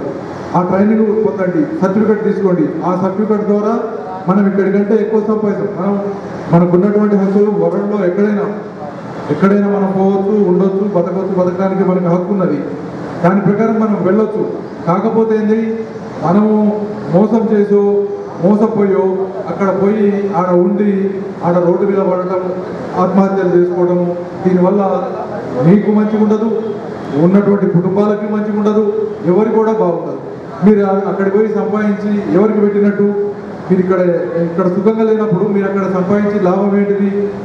మనం పోయి సంపాదించి ఇక్కడికి పంపిస్తున్నామంటే మనం ఇక్కడ కుటుంబ సభ్యులు క్షేమంగా సంతోషంగా ఉండాలనే కదా మన ఉద్దేశం. వాళ్ళు ఇక్కడ సంతోషంగా లేనప్పుడు మనం అక్కడ పోయి కష్టపడి మనం అక్కడ ఏదో సాధించేది ఏముంటుందండి. కాబట్టి నేను అనేది ఏంటంటే, వర్క్ వీసా, కరెక్ట్ అయినటువంటి వీసా తీసుకోండి, కరెక్ట్గా అయినటువంటి మన వర్క్ మీద వెళ్ళండి. అంతేగాని దొంగ పాస్పోర్ట్, దొంగ ఆధార్ కార్డులు పెట్టేసి పాస్పోర్ట్ తీసుకొని వీసా తీసుకొని అక్కడికి పోవడము, అక్కడికి పోయిన తర్వాత అనేక రకాలైనటువంటి ఇబ్బందులు పడి ఆడ ఆత్మహత్యలు చేసుకోవడము, దానివల్ల ఇక్కడ మన బంధువులంతా క్షోభించడము, ఇవన్నీ మనతో పాటుగా మన కుటుంబ సభ్యుల్ని అందరినీ కూడా మనం ఇబ్బందుల పాలు చేస్తున్నట్టుగా ఉంటుంది. మనం ఖచ్చితంగా ఇక్కడికంటే ఎక్కువ సంపాదించగలుగుతాము, మనం లీగల్గా వెళ్తున్నాము అనుకున్నప్పుడు తప్పకుండా వెళ్ళాలి. అక్కడ మనం సంపాదించాలి. ఆ సంపాదించిన దానివల్ల మనకు లాభం, మన కుటుంబం లాభం, మన అందరం కూడా అభివృద్ధి దేశం కూడా అభివృద్ధి చెందడానికి అవకాశం ఉంటుంది. నా చివరిగా నేను చెప్పదలుచుకున్నది ఒకటి, ఇప్పుడున్నటువంటి కరోనా కాలంలో అక్కడ కూడా మన దగ్గర ఎట్లయితే ఉన్నదో పరిస్థితి, అక్కడ కూడా అంతకంటే పరిస్థితులు బాగాలేవు. ఈ టైంలో మనం పోయి అక్కడ ఏదో సాధించుదాము అనేది మాత్రం పొరపాటు. ఈ ఏదో విజిట్ వీసా మీద పోయి మనం అక్కడ ఏదో సాధిస్తాము, అక్కడ ఏదో ఉద్యోగం సంపాదిస్తాము, పైసలు సంపాదిస్తాము అనేది మాత్రం తప్పు. అక్కడ కూడా ఇండస్ట్రీస్ కానివ్వండి, కంపెనీస్ కానివ్వండి అన్నీ కూడా మూతపడే స్టేజీలోనే ఉన్నాయి. కరోనా అన్నిటికీ ఎవరికి అతీతం కాదు, గల్ఫ్కి అతీతం కాదు, ఇండియా కాదు, ఏ కంట్రీకి కూడా కాదు, వరల్డ్ మొత్తం వ్యాపించినటువంటిది. ఇప్పుడిప్పుడే కోలుకుంటుంది. కాబట్టి ఇప్పుడు అక్కడ ఉన్నటువంటి వాళ్ళు కానీ, ఇప్పుడు పోవాలనుకునేటువంటి వాళ్ళు కానీ, వాళ్ళందరికీ నా యొక్క సూచన ఏంటిదంటే, వీలైనంత వరకు ఇక్కడ నుండి పోగొట్టుకుందాం, ఇక్కడనే మనం ఉపాధి ఏర్పాటు చేసుకుందాము, ఇక్కడనే మనం ఉపాధి సంపాదించుకుందాము. ఒకవేళ మనం ఇక్కడికంటే ఎక్కువ సంపాదిస్తాము అక్కడ అని అనుకున్నప్పుడు మనము లీగల్గా ఎవరితో మోసపోకుండా లీగల్గా మనం వీసా తీసుకొని వెళ్దాం. లీగల్గా వీసా తీసుకొని వర్క్ వీసా మీద పోయండి. పోయిన తర్వాత అక్కడ మనం ఏమన్నా సంపాదించి అక్కడ ఉండి ఒక 2 సంవత్సరాలు 5 సంవత్సరాలు సంపాదించిన తర్వాత మీరు ఇక్కడ పంపించినట్లయితే, ఇక్కడ మళ్ళీ మీరు వచ్చినట్లయితే మీరు అభివృద్ధి చెందుతారు, మన కుటుంబం అభివృద్ధి చెందుతుంది, అన్ని రకాలుగా మీరు కొంచెం డబ్బు సంపాదించుకున్నటువంటి వాళ్ళు అవుతారు, సుఖంగా బతకడానికి అవకాశం ఉంటుంది. అంతేగాని మనం వేరే రకంగా పోవడము, వేరే ఆలోచనలతో పోవడము, అక్కడికి పోయి ఇబ్బంది పడటము, ఆత్మహత్య చేసుకోవడము, ఈ ఆత్మహత్య చేసుకొని దానివల్ల మన కుటుంబ సభ్యులు, మన బంధువులు వీళ్ళందరూ కూడా ఇబ్బందులు పడటము, ఇవన్నీ కూడా మంచిగా ఉండదు. కాబట్టి నేను మీ అందరికీ విజ్ఞప్తి చేసేది ఏంటంటే, ఇక్కడనే ప్రయత్నం చేయండి. ఇక్కడికంటే మనం ఎక్కువ ఉపాధి పైసలు ఎక్కువ సంపాదించాలి అని అనుకుంటే, సంపాదించగలుగుతాం అనుకుంటే అఫీషియల్గా వర్క్ వీసా మీద పోండి. కానీ మోసం చేసి మనం పోవడము, అక్కడ మోసపోవడము, తర్వాత ఆత్మహత్య చేసుకోవడము, ఇవన్నీ కూడా మనకు మంచిది కాదు, మన కుటుంబ సభ్యులకు కూడా మంచిది కాదు. ఇక్కడ ఉండండి. ఇక్కడ అనేక రకాలైనటువంటి ట్రైనింగ్స్ ఉన్నాయి, అనేక రకాలైన ఉపాధి జరుగుతుంది. హైదరాబాద్ ఇక్కడ చేసే ఎగ్జాంపుల్ చూడండి. ఇక్కడ మన దగ్గర ప్లంబర్ కావాలన్నా, లేకపోతే ఎలక్ట్రీషియన్ కావాలన్నా, లేకపోతే వేరే అతను కావాలంటే మహారాష్ట్ర, కర్ణాటక వాళ్ళు వచ్చి చేస్తారు. మహారాష్ట్ర కానివ్వండి, లేకపోతే వేరే స్టేట్ వాళ్ళు వచ్చేసి మన బీహార్ వాళ్ళు వచ్చి ఇక్కడ చేస్తున్నారు. ఎందుకంటే మనం చేసుకోలేమా? ఇక్కడ మీరు ఇక్కడ ఉంటే మనకు కాదా? ఇక్కడ మనకు రాదా ఆ ఉపాధి? ఏంటో అనవసరంగా మనం పోయేమో గల్ఫ్ కంట్రీస్లో ఇబ్బంది పడతాం. అక్కడ మనకు సరైనటువంటి ఉపాధి ఉండదు, సరైనటువంటి షెల్టర్ ఉండదు. చాలా మంది వాళ్ళ స్నేహితుల ఇళ్లలో ఉంటున్నారు. ఇప్పుడు అవకాశం లేక ఎన్నో ఒకటి చిన్నగా ముడుచుకొని ఏదో పరిస్థితి, అంటే మన జీవనం గడవడం కోసం ఏదో రకంగా వాళ్ళు అక్కడ మోసపోయినారు. కాబట్టి ఏం చేయాలో అర్థం కాని పరిస్థితి, ఇక్కడికి రాలేదు. ఈ పరిస్థితులన్నీ అవసరమా? మనం పోయేటువంటి వాళ్ళు ఖచ్చితంగా ఇవన్నీ ఆలోచించుకొని ఇవన్నీ మనము కరెక్ట్గానే ఉన్నాము అనుకుంటే వెళ్ళండి, సంపాదించండి, పర్వాలేదు. కానీ ఇవన్నీ లేకుండా మనం ఏదో పోవాలి, అక్కడేదో ఇక్కడ చూపించినట్టుగా ఆడంత గొప్పగా ఏమీ ఉండదు. పోయినటువంటి వాళ్ళు చాలామంది చెప్తారు. సరే, కొంతమంది ఏమో చెప్పుకోవడం కోసము దీన్ని అట్లా ఉన్నది ఇట్లా ఉందని చెప్పొచ్చు. కానివ్వండి, ఆడ పరిస్థితులు ఇక్కడికంటే ఘోరంగా కూడా ఉన్నటువంటి పరిస్థితులు చాలామంది అనుభవిస్తున్నారు. కాబట్టి మీ అందరూ కూడా పోయే ముందు 1-2 సార్లు ఆలోచించండి. ఇక్కడ ఉపాధి లేని పరిస్థితుల్లోనే మనకు అవకాశం దొరకకపోతేనే పోవాలి. కానీ ఇక్కడ మనకు ఎన్నో అవకాశాలు ఉన్నాయి. హైదరాబాద్ సిటీలో ఎంతోమంది మొన్న చూసినాం కదండి. మొన్న కరోనా టైంలో మన ఆర్మూర్ హైవే మీద నుండి లక్షల మంది పోయినారు ఎటు నార్త్ ఇండియాకి నడుచుకుంటూ. తర్వాత వెహికల్స్లలో, అంటే వీళ్ళంతా కూడా వేరే రాష్ట్రాల నుండి వచ్చి ఇక్కడ పనిచేస్తున్నట్టే కదా. మన దగ్గర మనం ఎందుకు ఇక్కడ ఉండి మనం హైదరాబాద్లో పనిచేసుకోలేమండి? అంటే మనకు ఉపాధి దొరికే అవకాశాలు ఉన్నా కూడా మనం వెళ్తున్నట్టు. ఉపాధి దొరకక కాదు, మనం నేను ఇందాక ఫస్ట్ చెప్పాను కదా, ఒక ట్రెండ్. మనము మేము ఇది చదువు యూనివర్సిటీకి రావాలి, ఎంఏ చేయాలి, టీచర్ ట్రైనింగ్ చేయాలి, టీచర్ కావాలి. ఆ ట్రెండ్ ఇక్కడ ఏంటిది, ఒకడు మన ఇంటి పక్కడు పోయినాడు, మనం దాని తర్వాత మనం పోవాలి, మనతో పాటు మన వెనక ఉన్నటువంటి మన ఫ్రెండ్కి చెప్పాలి, ఫ్రెండ్ తీసుకొని కలుపుకు పోవాలి. అంతే, అదొక ట్రెండ్ లాగా నడుస్తుంది. ఆ ట్రెండ్ అనేది మనం ఆపి ఇక్కడనే మనము ఉపాధి సంపాదించుకుందాము. ఇక్కడనే మనము సుఖ సంతోషంగా కుటుంబంతో, పిల్లలతో, భార్యలతో అందరితో ప్రశాంతంగా మనం ఇక్కడ బతికేటందుకు అవకాశాలు ఉన్నప్పుడు మనం అక్కడికి పోయి అక్కడ ఇబ్బందులు పడటము, ఆత్మహత్యలు చేసుకోవడం అనేది వద్దు అనేది మా పోలీసుల నుండి ప్రత్యేకంగా విన్నపం చేస్తున్నాను. మరొక విషయం, ఈ మోసం అనేది మనం నమ్మినప్పుడే మోసం అనేది జరుగుతుంది. కాబట్టి మనము నమ్మేటప్పుడు మనం ఆలోచించాలి. ప్రతిదానికి నమ్మకం అనేది ఉట్టిగానే నాకు ఆయన తెలుసు. అదే నేను చెప్పేది అదే అండి. No evidence. పైసలు ఇస్తారు, ₹1,00,000, 5 లక్షలు, 6 లక్షలు ఇచ్చినటువంటి వాళ్ళు కూడా ఉన్నారు. మా దగ్గరికి వచ్చినటువంటి వాళ్ళు ఉన్నారు. వాళ్ళని పిలిచి అడుగుదామంటే వాళ్ళ దగ్గర ఏమాత్రం ఎవిడెన్స్ ఉండదు, రాసుకోరు, అగ్రిమెంట్ ఉండదు. అగ్రిమెంట్ చేయడానికి అతను రికగ్నైజ్డ్ రిజిస్టర్డ్ కంపెనీ, అవతల వీసా ఇచ్చేటప్పుడు కాదు, ఏజెంట్ కాదు. కాబట్టి అనవసరంగా ఫస్ట్ పోయేటప్పుడే మీరు మోసానికి గురవుతున్నారు. కాబట్టి మీ అందరికీ మళ్ళొక్కసారి విజ్ఞప్తి చేస్తున్నాను, ఇక్కడ అవకాశాలు ఉన్నాయి, చాలా ఉన్నాయి. ఇక్కడనే ప్రయత్నం చేయండి. అనవసరంగా అక్కడికి పోవడము, అక్కడికి పోయి అనవసరంగా మనం ఇబ్బందులు పడి ఆత్మహత్యలు చేసుకోవడము, మనల్ని మన కుటుంబ సభ్యుల్ని ఇబ్బంది పెట్టడము, బాధల్లో వాళ్ళని ఇరికించడం అనేది మంచిది కాదు. కాబట్టి మీ అందరికీ మరొకసారి విజ్ఞప్తి చేస్తూ నాకు ఈ అవకాశం ఇచ్చినటువంటి నరసింహనాయుడు గారికి, ప్రత్యేకంగా ఆర్గనైజర్స్కి, ఈ కళాకారులకి మరొకసారి ధన్యవాదాలు తెలియజేస్తూ ముగిస్తున్నాను. Thank you. బృందం మన మధ్య ఉంది. వాళ్ళు ప్రతి ఊరూరు తిరుగుతూ, ఇక్కడ గల్ఫ్ ఎఫెక్టెడ్ ఏరియాలు ఏవైతే ఉన్నాయో ఊరూరు తిరుగుతూ వాళ్ళు ప్రదర్శనలు ఇస్తున్నారు. ప్రదర్శించడానికి ఒక్క 2-3 నిమిషాల సమయం వాళ్ళు వేదిక సిద్ధం చేసుకునే లోపల ఒక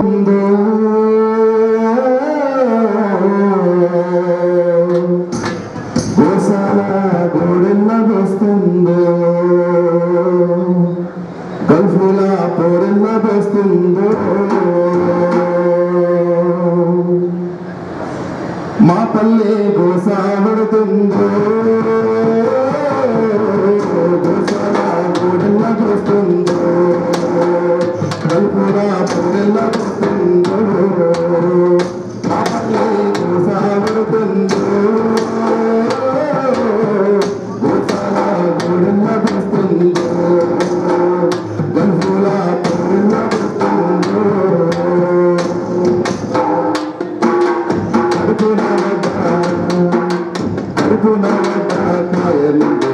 కష్టాలు మొదలవుతుంటాయి. కష్టాలు అమ్మ కసవించిన చాలా దూరెందు కొడుతుంది. కడుపున వడ్డ కాయలుండే మా కష్టాలు మొదలవుతుంటాయి. కష్టాలు అమ్మ కసవించిన చాలా దూరెందు కొడుతుంది. కాదు వడ్డ భక్తి పోరాట తల్లి దేవతమాలిస్తూ ఉంటుంది. పోరాటమే మా కరుణ మా దారి సాగిపోతున్నది. మేము తెలంగాణ తొటిగడ్డన పుట్టిన బిడ్డలము. మేము తెలంగాణ తొటిగడ్డన పుట్టిన బిడ్డలము. పుట్టుడుతోనే తొటిగుడ్డలు ఎత్తిన జెండలము. మా పల్లె గోసావడుతుందో గోసాల గోరిల్ల వస్తుందో గల్ఫుల పొరెల్ల వస్తుందో.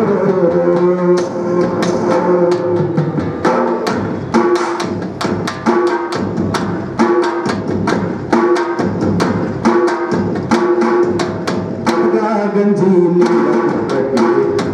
కళ్ళ తగుంటాయి. గంజి కళ్ళ తగుంటాయి. కలిసుకున్న ఒక్కని కథ పంపు చల్లారుతుంటది. కలిసుకున్న ఒక్కని కథ పంపు చల్లారుతుంటది. ఆకలితో అల్లాడి అన్న మూలమాని అమ్మ పుస్తు గడుపుతుంటది.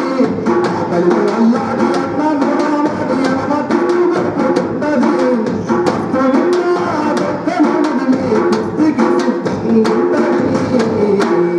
ఇది గుండెల నిండా గోసల గోడు కట్టిన గోడురా. ఇది గుండెల నిండా గోసల గోడు కట్టిన గోడురా. పుట్టుకొట్టై పుట్టెడు కష్టం మోసిన తల్లిరా. మా పల్లె గోసావడుతుందో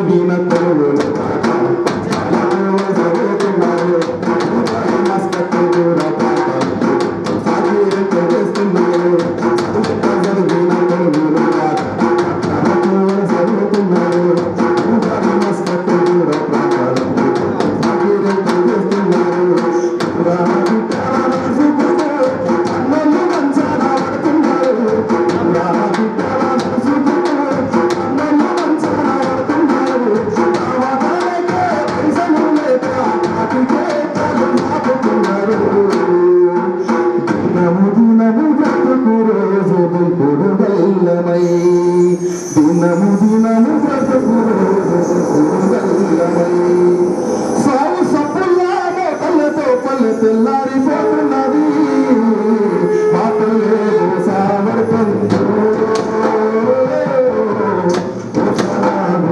వస్తుందో కలుపుల వస్తుందో మాటలే సావడుతుందో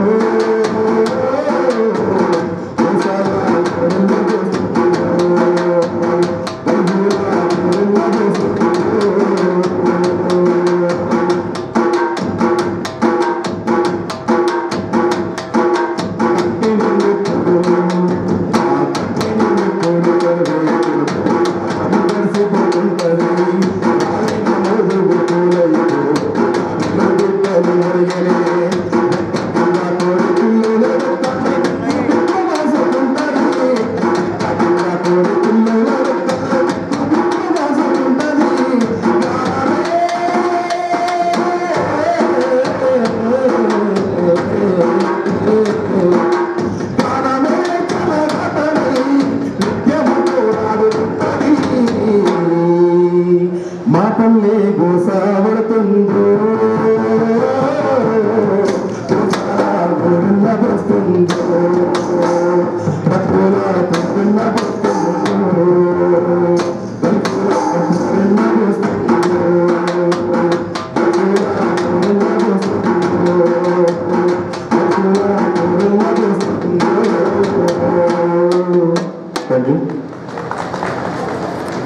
ఆధ్వర్యంలో ఈ యొక్క నాటిక నిర్వహించబడుతుంది. ఎందుకంటే ఈ నాటిక ముఖ్యంగా గల్ఫ్ నకిలీ ఏజెంట్లు ఎలా మోసం చేస్తారు, ఎలా జాగ్రత్త ఉండాలన్న ఉద్దేశంతో ఈ నాటిక పేరు గల్ఫ్ గోసా. ఇందులో ముఖ్యమైన పాత్రధారులు నకిలీ ఏజెంట్గా విక్రమ్, అలాగే మోసపోయే వ్యక్తిగా రాము, టీ కొట్టు యజమాని శేఖర్, దుబాయ్ షేక్ భాషా మాస్టర్ గారు ఈ యొక్క నాటికల ముఖ్య పాత్రధారులు. ఇప్పుడు ఈ యొక్క నాటికను మనకు ప్రదర్శించుకుందాం. ఈ యొక్క నాటిక 15 నిమిషాల సేపు ఉంటుంది కాబట్టి అందరూ సరే గట్టిగా చప్పట్లు కొట్టాలి. ఎందుకంటే కళాకారులకు చప్పట్లతో ఎంతో స్వాగతం. ఇప్పుడు ఒక నాటిక ఏంట్రా ఏం చేస్తున్నావు? అరే పోయి గిరాకైతే లేదు. ఏమి ఎప్పుడు ఇదే బతుక ఛాయ్ చేసుడే నావరా నీ బతుకంతా? అరే ఏం చేయాలి మన దేశంలో మనం ఏ పని చేసుకున్నా సంతోషంగా 10 రూపాయలు తీసుకున్నా ఉంటాం. అది కాదురా, ఎప్పటిదాకా ఈ చిప్పలు కాదు బతుకు. నడరా పోదాము. ఆ ఎజెంట్ విక్రమ్ అన్నది నేను చెప్పిన ఒక వీసా వచ్చింది, నీకోసం నేను ట్రై చేస్తా. బయట పోయితే మస్తు సంపాదించుకొని వస్తుండ్రా. ఈడేమున్నదా ఇండియాలో? అమ్మో నాతో రాదురా, బయట దేశం పోడు. అరే పాగలైపోయినావరా, ఎప్పటికి ఇదే బతుకావరా, ఎప్పుడు ఇదే చేసుకుంటుంటావు చిప్పలు కాదు. నా మాట రా, పోయి అంతా మంచిగా దోస్తులము ఇద్దరు నుంచి మస్తు సంపాదించుకొని పెద్ద పెద్ద బంగ్లాలు కట్టుకున్నాం రా. అద్దరా మన దేశం వదిలి దేశం కానీ దేశం వదిలి నాతో రాదు. నీ బతికింతే ఉండు సాగు. నేనే పోతా. నేను పోదానికి మా అయ్యకు ఏం చేసినా తెలుసా? పైసలు అయ్యా అంటే మర్యాద ఇస్తలేడు. తీసుకున్నా పైసలు ఇలా జాగా అనిపించి ఇప్పుడు పైసలు తీసుకొని పోతున్నా, ఏజెంట్ దగ్గర పోతున్నా. నీ కర్మ రావాలనుకుంటా ఎప్పుడైనా నువ్వు ఫోన్ చేయి, నేను నేను తీసుకోపోతా. ఏమంటున్నా? సరే గుండె చూపరా బసవన్న వినరన్న. అమ్మ ఏలేదే, నా పేరు విక్రమ్ అని ఏజెంట్ను. ఓళ్ళైతే హుషారుగా పోతాంటారు అనుకో దుబాయ్కి, అలా నేర్చుకుని ఒకటి వేసి విజిట్ వీసా ఇచ్చి పంపించేస్తా. నాదేం లేదు బాధ్యత. ఇప్పుడు ఫోన్ చేస్తా దుబాయ్ షేక్, ఏమైనా వీసాలు ఉంటే ఏమైనా విజిట్ వీసాలు ఉంటే ఇప్పుడు ఎక్కించి పంపించేస్తా. హలో హలో షేక్ సాబ్, మేము విక్రమ్ బాత్ కదా. ఏంది పర్మనెంట్ వీసా లేవా? ఫుల్ బిజీ ఉన్నదా? ఏం కాదు, ఇక్కడ ఓల్ యూస్ ఉన్నదన్నా. విజిట్ వీసా అయితే పంపియు, నేను ఇప్పుడే ఆన్లైన్లో చూసుకుంటా, డబ్బులు కట్టేస్తా. ఈడ కూడా ఎంతో మంది పోతా పోతా అంటున్నారు దుబాయ్కి. వాళ్ళకి నకిలీ వీసా తెలుసు, ఏది పర్మనెంట్ వీసా ఏమన్నా తెలుసా?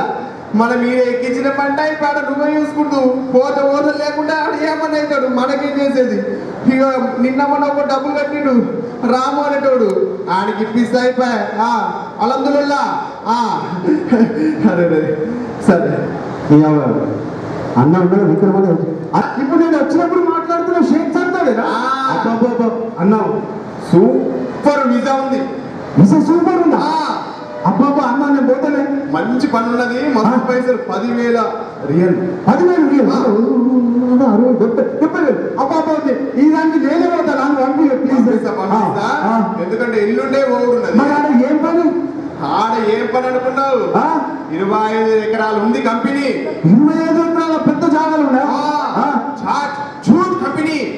చాట్ కంపెనీ పేరు మాత్రం మంచిగున్నదే. మరి అన్న ఏసీ ఉంటుందా? ఏసీ ఏముంది? 24 గంటలు ఏసీ ఉంటది. ఏసీ ఉంటుందా? పొద్దుగల నుంచి రాత్రి దాకా ఏసీలు ఉంటాడు. ఇప్పుడు చేసే పని ఏంది మరి? నువ్వు చేసే పని ఏంటి? ఆడ 100 మంది ఉంటాయి.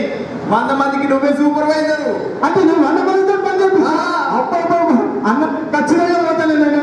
అన్న నన్ను పంపి ప్లీజ్.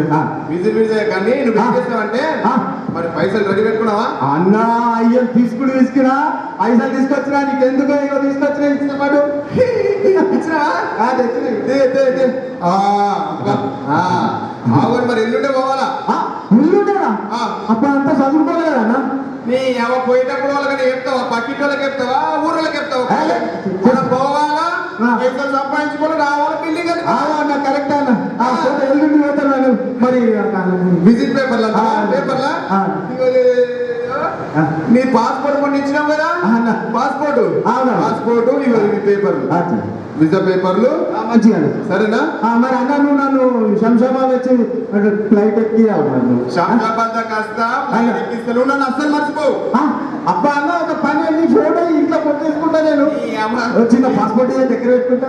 ఎంతో మందిని పంపిస్తేనే అన్న అన్న నువ్వు నన్ను పెట్టుకుంటావు. మంచిగా పోయి నువ్వే నన్ను దేవుడే అన్న. వస్తానా? మంచిగా దుబాయ్కి వెళ్ళి అక్కడ దుబాయ్లో దిగిన తర్వాత అతని యొక్క పరిస్థితి ఎలా ఉంటుంది, ఏమేం జరుగుతుంది అనేది మనం చూద్దాం.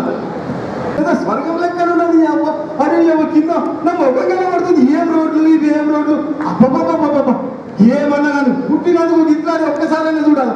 నిజంగా ఈ పాగల్ గారికి రమ్మనని రారా దుబాయ్ పోదాం మంచిగా సంపాదించుకుందాం అంటే అట్లా మాట లేదు ఈ పాగల్ గారు. అవుకండి నేను ఇండియా పోయినాక మా ఊర్లో ఎసుంటి బిల్డింగ్ కట్టుకోలే. ఇట్లాంటి కట్టుకుంటాను ఏమన్నా కాదు కానీ ఎసుంటి బిల్డింగ్ కట్టుకుంటా. అమ్మని చార్జూట్ కంపెనీ ఈ పేర్లేమో చదవలేదు. ఇదే కావచ్చు, ఒకసారి పిలిచి చూస్తా. షేక్ సాబ్, షేక్ సాబ్ షేక్ సాబ్ ఎవరి గొంతు బాగా గొంతులు ఎక్కువ ఉన్నది. షేక్ సాబ్ सलाम वालेकुम शेख साहब, मैं इंडिया से आया। मैं इंडिया से विक्रम एजेंट भेजा मेरे को। विक्रम एजेंट? हाँ सर। सर लेके आए? हाँ सर।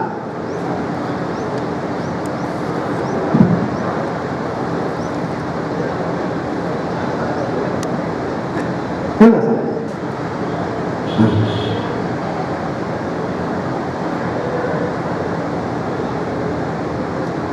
అన్ని కరెక్టే ఉంటాయి.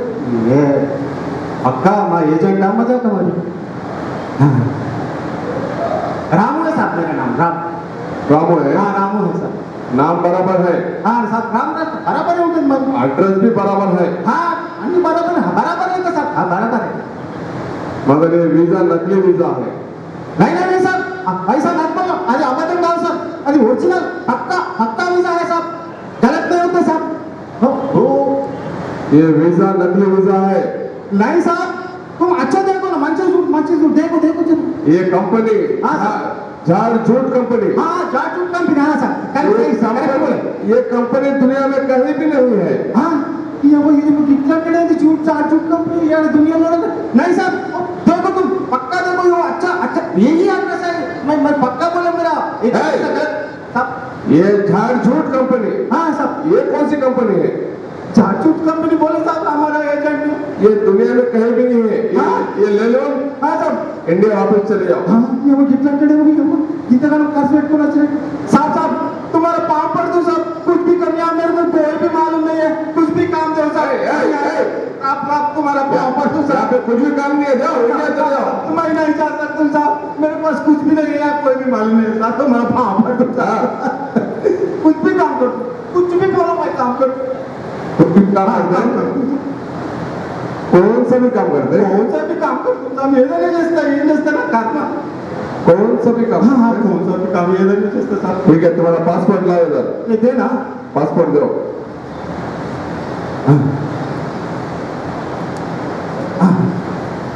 ठीक है हाँ साहब मेरे पास 500 बकरे हैं 500 बकरे हैं वो बकरों को पालना पालना ఇంటికాడ అయ్యే గడ్డి ఇలాగ బర్రెల కంటే వేయకపోతుంటే నీ అమ్మ కర్మ अच्छा साहब पालता हूँ साहब पालते हैं हाँ पालते साहब ठीक है साहब उसके बाद हाँ उसके बाद ये क्या करना साहब ఏం చేయాలి मेरा बॉडी मसाज करना బాడీ మసాజ్ చెబుతున్న పొద్దులు ఎక్కువ నీకు మసాజ్ చేసి లేదు రాని करता साहब करता करते हैं? हाँ करते साहब उसके बाद हाँ साहब मेरा पूरा बाथरूम बाथरूम क्लीन करना బాత్రూమ్ క్లీన్ करना करता साहब నేను నా బట్టలు నేను విప్పుకోకపోతుంటే సాకులలో వేసుకుంటుంటే ఇదేం కర్మరా బాబు ए, क्या हुआ? कुछ नहीं सर कुछ नहीं करता साहब साफ करता अच्छा सर सर किधर है सर सर किधर सर बाथरूम में तुमको मिलता हाँ सर और तुमको 2 टाइम खाना मिलेगा 2 टाइम खाना यवा हाँ हाँ अच्छा सर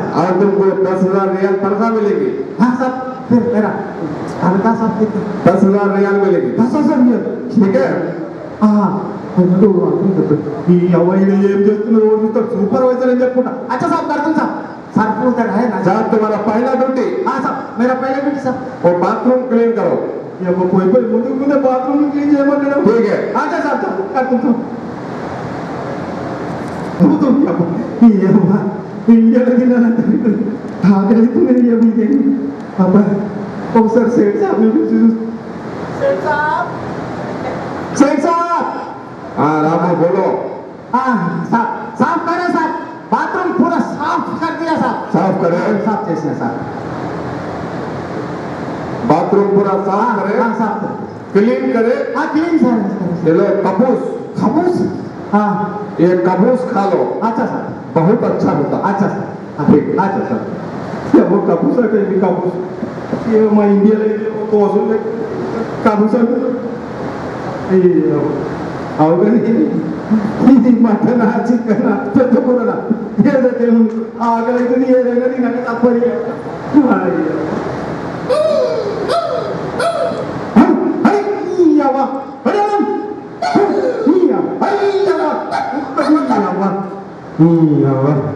కుక్కలమ్మ తినకులు వేసింది దాన్ని అవ్వ అంటే ఈ బొక్కలన్నీ దీనికోసం అన్నట్టు ఈ కుక్కకు నా ఇంట్లో నువ్వు साहब साहब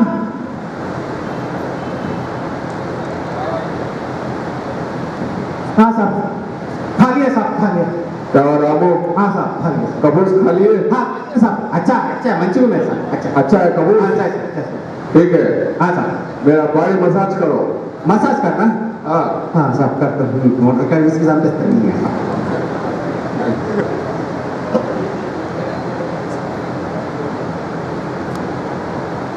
साहब थोड़ा पीछे अच्छा अच्छा अच्छा मसाज करो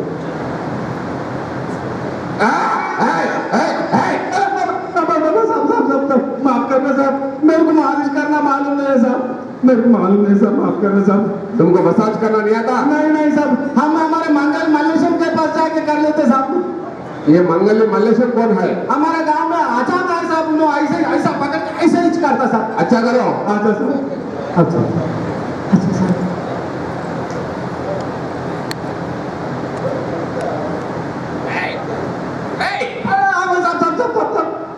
ये मालिश नहीं होता नहीं सकता अच्छा करो पैर लगाओ अच्छा अच्छा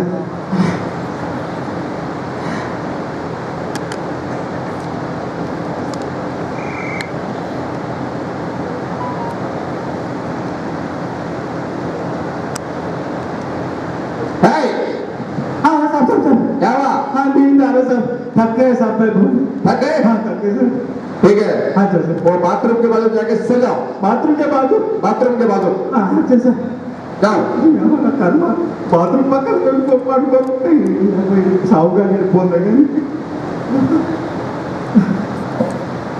ఆ యొక్క బకరే ఆ పాలన ఎలా చేశాడు ఏం చేస్తున్నాడు మరి అతనికి ఎలా ఏమేమి గుర్తుకొస్తున్నాయి అనేది మనం ఇప్పుడు చూద్దాము ఆ యొక్క ఎడారిలో ఆయన యొక్క జీవితం ఎలా ఉంటుంది, మరి ఇక్కడికి ఇండియా రావడానికి ఎలాంటి ప్రయత్నాలు చేస్తాడో, మరి అతను జీతం ఇచ్చాడా ఇయ్యడా అనేది మనం ఇప్పుడు చూద్దాం.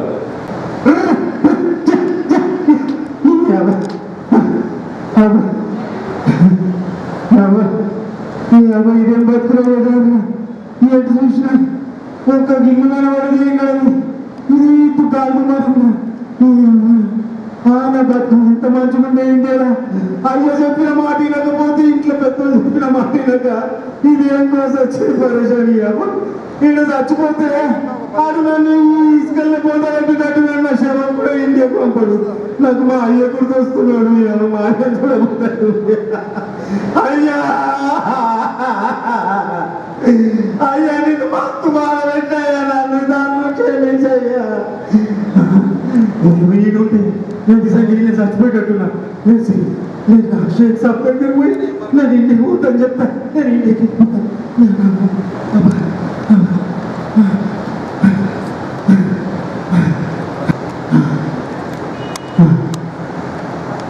शेख साहब सलाम साहब. सलाम. हाँ सर. बोलो रामू. हाँ सर बकरे अच्छे हैं सर, माए भी अच्छे हैं सर. बकरे अच्छे हैं? हाँ अच्छे हैं सर. हाँ हाँ बोलो. हाँ सर मेरे को तुमसे एक बात बोलना है सर.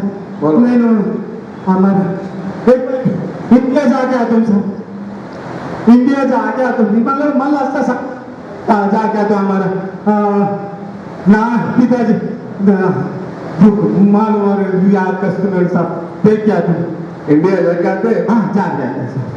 इंडिया जाके आते हैं? हाँ सर जाके आते हैं. ठीक है जाओ. हाँ चावल करूँ. हाँ साहब मैं फिर आता हूँ साहब, इंडिया जाके फिर आता हूँ साहब. इंडिया जाके आते हैं? हाँ आते सर आते. ठीक है जाओ. हाँ मतलब चावल करूँ पैसा लिया रहे नहीं बोला लगा साहब. मेरा तनखा साहब 6 महीने का तनखा साहब. तनखा तनखा साहब. तनखा? हाँ तनखा साहब 6 महीने का? हाँ 6 महीने का साहब. कौन सा तनखा? हाँ कौन सा तनखा तुम बोलेगा साहब? 10 रियाल बोल दो बोल के बोलेगा साहब 10. हाँ मेरे को 10 पैसे दो कर क्या तुम फिर आ दो साहब. मैं पक्का आ तुम आटा उंडा नीचे नाश्ता साहब.